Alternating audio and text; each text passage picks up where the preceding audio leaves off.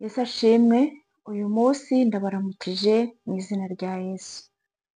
Nubwo nkora ibiganiro bigiye bitandukanye, ariko numva ijambo ry'Imana rindusha imbaraga, nkumva riransika mu mutima, nkumva kuvuga ibindi bintu bitari ijambo ry'Imana ntabwo biryoheye. Nubwo byose bifatanyiriza hamwe kutuzanira ibyiza, ariko ijambo ry'Imana ni ryo rukuru kurusha ibintu byose. Rero muri aka kanya nje kubabwira Yesu Kristo. Yesu Kristo ni umwami n'umucunguzi w'ubugingo bwanjye. Yangiriye neza, nawe yakugirira neza. Yesu afite imbabazi ziruta iz'abantu kure cyane, kuko ni wa wundi ukubabarira ntazajye akwibutsa ibyaha byawe uko bukeye n'uko bwije. Umuntu arakubabarira ariko ejo wakongera gukosa akakubwira ati n'ubundi nagatangaye, n'ubundi uri wa wundi, n'ubundi nta cyahinduka, ni wa wundi. Ariko Yesu namubonyeho itandukaniro rikomeye, arakubabarira, yamara kukubabarira akakugira umwana we. Ni we wenyine ku isi ubwira umunyabyaha ngo ngwino usange uruhure. Abandi bose ubona bifuza kwigizayo umunyabyaha. Niyo umuntu agukoshereje wumva wamushyira kure yawe. Iyo umuntu yaguhemukira ukumva wamushyikiriza inzego z'ubutabera. Ariko Yesu we aratubwira ngo ngwino. Uri umunyabyaha akaguhamagara ngo ngwino usange ndakuruhura. Rero Yesu yakoze ibikomeye mu buzima bwanjye, yangiriye neza, yampaye agakiza ku buntu. Ni nayo mpamvu rimwe na rimwe mbyuka nkumva binaniye gukora ikindi kiganiro, nkavuga nti uyu munsi turi buganire ku ijambo ry'Imana. Nubwo ijambo ry'Imana ridakunzwe n'abantu benshi, ariko nagira ngo mbabwire ko ari ryo bugingo, kandi ni naryo ritanga umunezero wuzuye. Ubwami bw'Imana uko byamera kose buzasohora kandi tuzabubamo. Rero kugira ngo tubibemo ni uko tubwemera tukiri hano ku isi. Rero uyu munsi ndagira ngo tuganire ku magambo dusa naho twese tumenyereye mu ijambo ry'Imana. N'umwana mutoya uzi gusenga Imana, iyo umubajije iri jambo usanga arizi. Ariko se ko risa naho ryabaye ikimenywa na bose, wowe uryumva ute? Wowe wumva uburemere bwaryo? Wumva ubugari bwaryo? Iri jambo ni rya rindi dusanga muri Yohana 3:16 ngo kuko Imana yakunze abari mu isi cyane, byatumye itanga umwana wayo w'ikinege, kugira ngo umwizera wese atarimbuka ahubwo ahabwe ubugingo buhoraho. Ngo kuko Imana yakunze abari mu isi, byatumye itanga umwana wayo w'ikinege, kugira ngo umwizera wese atarimbuka ahubwo ahabwe ubugingo buhoraho. Bibiliya yose izingiye kuri iri jambo, kuko niho urukundo rw'Imana rwose rwasohoreye ku munyabyaha. Twari turi kure y'Imana rwose bikabije, twari turi mu byaha by'uburyo butandukanye, twari turi muri kamere, mu byaha byacu, mu mubiri aho tuvukira mu byaha. Niyo mpamvu uzisanga ukisanga ejo wacumuye, mu gitondo wacumuye, nimugoroba wacumuye. Ni uko tuvukira mu mubiri, twavukiye muri kamere ikora icyaha.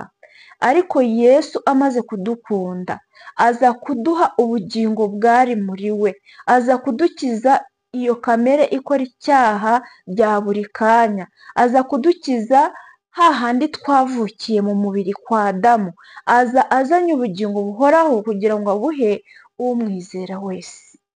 Ubugingo buhoraho. Dufite umubiri, ariko uyu mubiri ntabwo uramba. Uyu mubiri ubamo kamere yo gukora icyaha. Uyu mubiri icyo wifuza ni ibyawunezeza byonyine, ariko iby'ubugingo buhoraho uyu mubiri ntabwo binezererwa hamwe na gatoya. Nta na gatoya, ntabwo uyu mubiri ujya unezerererwa iby'ubugingo buhoraho. Kubera iki? Kubera ko Satani yamanukiye isi afite umujinya, aza gukorera muri uyu mubiri twambaye kugira ngo tubutse kuzabona ubugingo buhoraho. Rero bene data, nifuza ko ubugingo Yesu Kristo yatanze, urukundo rw'Imana rwuzuriye muri Yesu, nifuza ko twarwumva neza uko bikwiriye.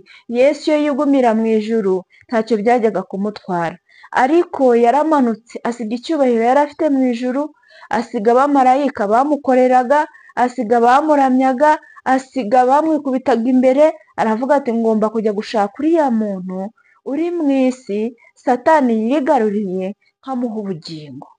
Ubugingo ni ikintu twebwe abana b'abantu tutapfa gusingiriza intekerezo zacu Mwuka w'Imana atabanye natwe. Ubugingo ni ukuba Yesu niba ariho kandi tuzi ko yari yarapfuye, imbaraga yamukuye ikuzimu ikamujyana ku Mana Data wa twese, niyo yifuza kudusangiza natwe, tukongera tugahabwa kubaho nyuma y'uko uyu mubiri wacu uzaba utakiriho. Yesu Kristo azatwambika undi mubiri, si undi mubiri gusa, ahubwo azatwambika kudapfa by'iteka ryose. Yesu rero ni mwiza kuri twebwe, atubereye mwiza mu bihe byose. Ubaye uri kunyura mu bihe biruhije, ntabwo nzi uko waramutse uyu munsi, ntabwo nzi icyaha kigutoteje icyo ari cyo, ntabwo nzi ingorane uri kunyuramo muri iki gitondo, ntabwo nzi uburibwe ufite n'urugero buriho, ariko nagira ngo nkubwire ko Yesu niwe mahoro y'abamwizera.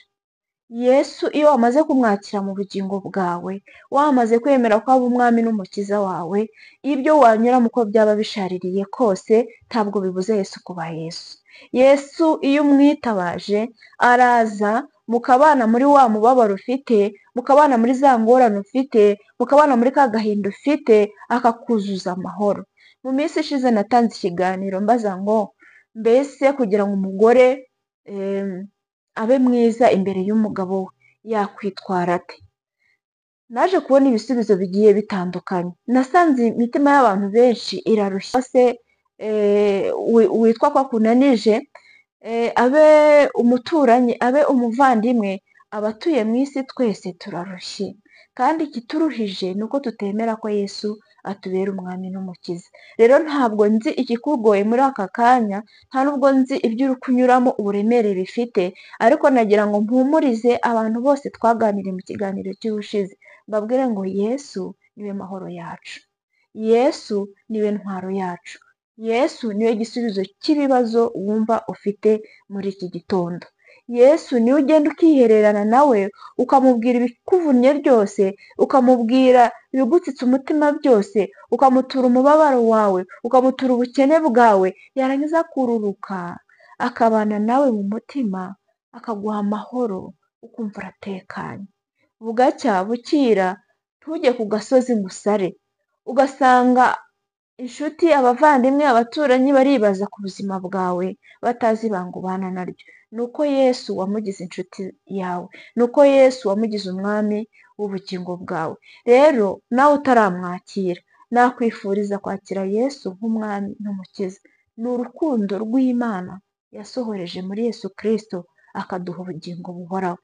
Yarapfuye arazuka, ntakiri ikuzimu, ari kumwe na Data wa twese, kandi impamvu ari kumwe na Data wa twese ni ukugira ngo njyewe nawe tuzabane mu bwami bwo mu ijuru, ni ukugira ngo njyewe nawe tuzakurwe mu ruhore rw'urupfu, twambare kudapfa by'iteka. Rero uramutse wumva urushye, uramutse wumva ubuze umutekano, uramutse wumva ubuze aho werekeza, Yesu niwe mahoro yacu, Yesu niwe byiringiro byacu bizima. Ibyo wakwishingikirizaho byose, ibyo mu isi byose birashira, abo mu isi bose baratambuka, ariko nagira ngo nkubwire ko Yesu ahoraho, ndetse no mu rupfu tujyana nawe abamwizera, akatubera ibyiringiro, tugasinzira amahoro, tukazasohoka tuzuwe nawe n'ubwiza bwe, tukabana mu bwami bwo mu ijuru. Ariko nagira ngo mbatangarize ikindi kintu kimwe, ntabwo kuba Yesu yaratanze ubugingo bwe kugira ngo tubeho, ntabwo bivuze ko umukristo, ntabwo bivuze ko uwizera Imana adahura n'ingorane, ntabura guhura n'ibibazo. Kubera iki? Reka mbabwire impamvu ya kabiri. Turayisanga mu Befeso igice ni icya 6,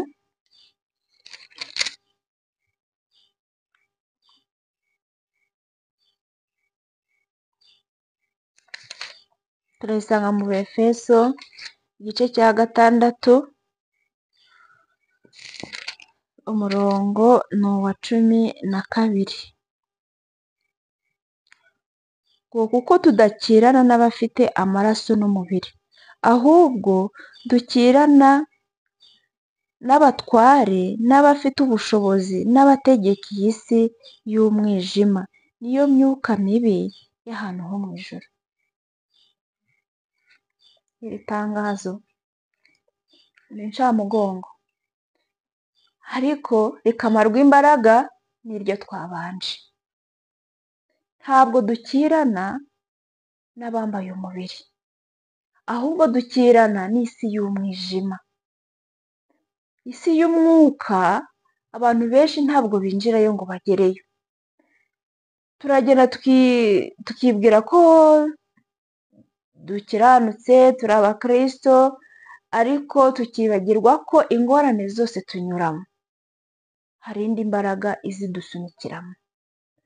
Yesu kubwe ntabwo twakabaye tubabara nk'uko tubabara uyu munsi. Ntabwo twakabaye tuba mu ntambara tunyuramo uyu munsi. Ntabwo twakabaye tuba mu buribwe turimo uyu munsi. Uburibwe bwo gupfusha, uburibwe bwo kubura abacu, uburibwe bwo kwangwa n'abacu, uburibwe bwo kubura ibyo kurya, uburibwe bw'ubukene, ntabwo ku bwa Yesu twakagombye kuba tubinyuramo. Ariko kuko dukirana n'izindi mbaraga zifuza kubabaza uyu mubiri w'umunyantege nke, kugira ngo umutima wonde ugire intege nke uve ku Mana. Izo mbaraga dukirana nazo uko bwije n'uko bukeye ni imbaraga z'imyuka mibi y'abadayimoni, kandi baturutse mu hantu ho mu ijuru. Mwibuke intambara yabereye mu ijuru ubwo Yesu na Satani barwanaga, Satani agatsindwa akajugunywa mu isi kuko yifuzaga kwigarurira icyubahiro cy'Imana, akifuza kuba nk'Imana kandi ari ikiremwa. Icyo gihe yararwanye, mu by'ukuri abasha gushuka abantu benshi batandukanye. Abamarayika bari mu ijuru 1/3 agikurayo. Iyo myuka mibi niyo turwana nayo. Iyo myuka mibi niyo yihanga mu bantu ikatuzaho. Iyo myuka mibi niyo yihanga mu bacu. Iyo myuka mibi niyo ishobora kukwihangamo none igihe uretse kwizera Imana no kurwanisha intwaro zose z'Imana. Intwaro zose z'Imana, mureke twige kurwanisha intwaro zose z'Imana: gusenga, kwihangana, guca bugufi, n'izindi zose tuzagenda dusoma mu ijambo ry'Imana. Amavi, niba tutize kuba muri iri jambo, niba tutize kwiyambaza Yesu Kristo wanesheje, ntabwo tuzabasha guhangana n'izo mbaraga. Yesu wenyine zaramuhangaye, zimuhangara ari mu butayu, arimo asenga, amaze iminsi 40 asenga, ashonje. Satani aramusanga, azi neza ko ari umwana w'Imana. Yibwiraga ko urugamba yashoje mu ijuru agiye kurutsindira mu isi, ariko Imana ishimwe kuko Yesu wamutsindiye mu ijuru akamutsindira no mu isi, ariwe muri aka kanya ukubwira ngo ngwino unsange ndakuruhura. Yesu Kristo niwe ufite ubugingo. Yesu Kristo niwe ufite igisubizo cy'ibibazo ufite uyu munsi. Yesu Kristo niwe mbaraga zacu. Yesu Kristo niwe byiringiro byacu. Yesu Kristo niwe mwami n'umukiza wacu. Uyu munsi nawe nakwifuza ko yakubera umwami n'umukiza. Niba wumva ukunda umwami wacu, ukawumva ko wakunda ko ibi biganiro bikomeza gutambuka hirya no hino bigakiza imitima ya benshi, niba wumva hari iryagufashije rikubaka n'abandi, gira icyo wakora. Ibi biganiro dutanga ntabwo tubitanga kubw'inyungu zindi dufite, kuko abantu bibaza ko iyo turi ku macano nk'aha ngaha tuba turi gukorera amafaranga, ariko nagira ngo mbatangarize ko ari ntayo.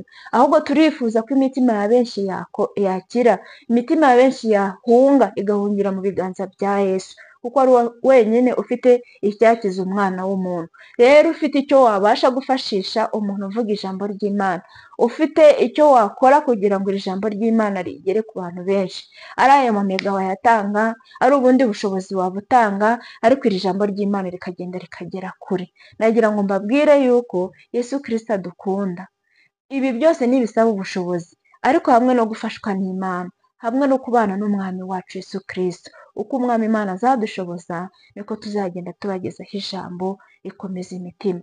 Ntabwo rero nabura kubabwira ko Yesu Kristo yagiye mu ijoro azagaruka aze kureba ba bandi bihanganiye muri ya mibabaro, aze kureba ba bandi yasize mu isi ababwiye ngo ndagiye ariko nzagaruka. Yesu Kristo azagaruka. Rero niba azagaruka azasanga umwiteguye. Niba Yesu Kristo azagaruka mu gihe ntazi, nzaba ndiho cyangwa ntariho, wowe uzaba uriho cyangwa utariho, azasange kwizera kukiri muri wowe. Imana ibahe umugisha.